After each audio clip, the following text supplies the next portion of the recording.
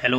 जय हिंद दोस्तों आज हम लोग देखने वाले हैं दिल्ली पुलिस भर्ती 2023 के लिए जीके के अति महत्वपूर्ण प्रश्न जो पिछले वर्ष 27 नवंबर 2020 की प्रथम पाली में पूछे गए प्रश्न हैं।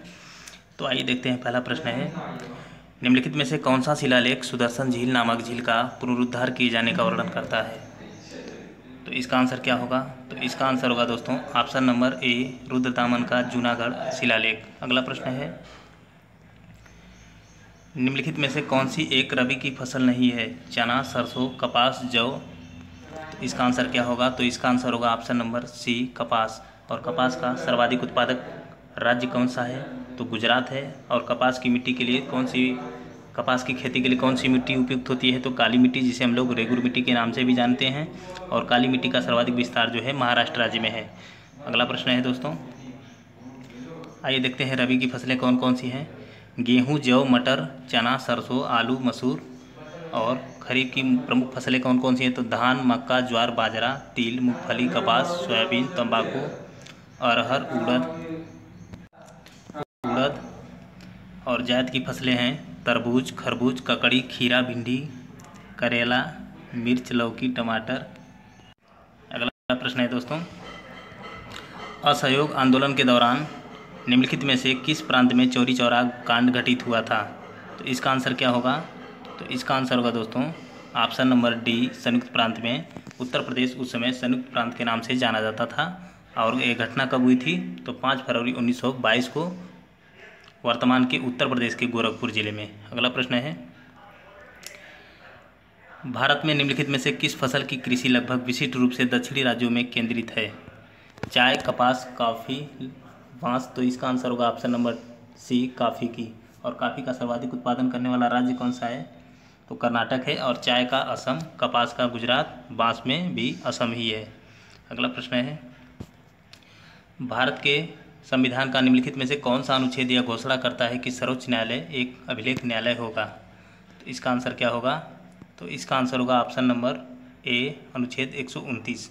आइए देखते हैं 119, 114, 135 में क्या क्या दिए गए हैं। तो अनुच्छेद 119 में कहा गया है कि वित्तीय मामलों और व्यापार के संचालन से संबंधित कानून बनाया जा सकता है। अनुच्छेद 114 है, सरकार संसद अनुमोदन प्राप्त करने के बाद ही संचित निधि से धन निकाल सकती है। अनुच्छेद 135 है, सर्वोच्च न्यायालय के पास संघीय अदालत के कानूनी अधिकार क्षेत्र पर अधिकार क्षेत्र है और वह उस अधिकार का प्रयोग कर सकता है। अगला है, निम्नलिखित में से किस राज्य में इंद्रावती नदी पर चित्रकूट जलप्रपात स्थित है? छत्तीसगढ़, महाराष्ट्र, उत्तर प्रदेश, झारखंड। तो इसका आंसर होगा ऑप्शन नंबर ए, छत्तीसगढ़ में। अगला प्रश्न है, मैग्नस कार्लसन के किस देश के एक अंतर्राष्ट्रीय शतरंज खिलाड़ी हैं? नॉर्वे, जर्मनी, रूस, फ्रांस। तो इसका आंसर होगा ऑप्शन नंबर ए, नॉर्वे के। अगला प्रश्न है, निम्नलिखित में से किस राज्य में दायमाबाद नामक ताम्रपाषाणकालीन संस्कृति स्थल स्थित है?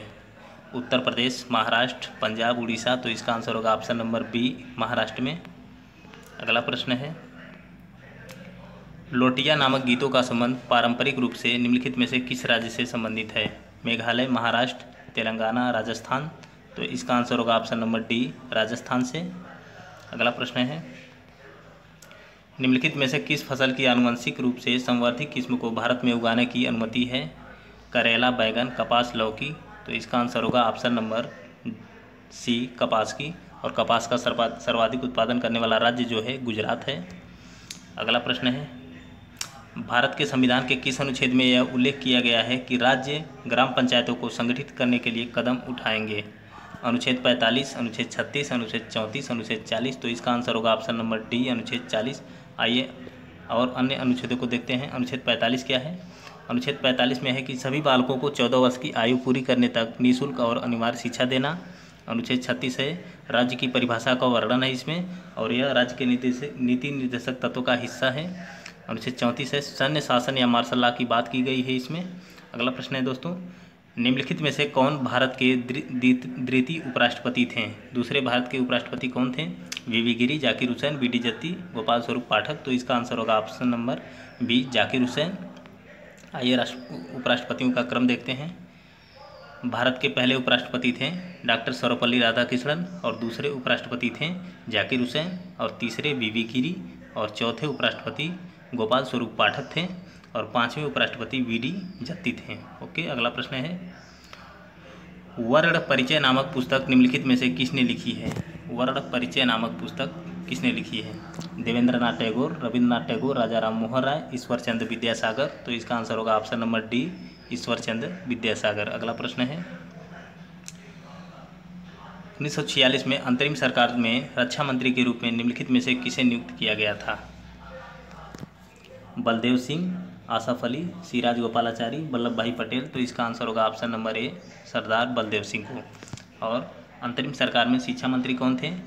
तो अबुल कलाम आज़ाद थे। अगला प्रश्न है, पावलकुट नामक जनजाति पर्व पारंपरिक रूप से निम्नलिखित में से किस राज्य से संबंधित है? उड़ीसा, सिक्किम, मिजोरम, राजस्थान। तो इसका आंसर क्या? Option number C, Mizoram. अगला प्रश्न है,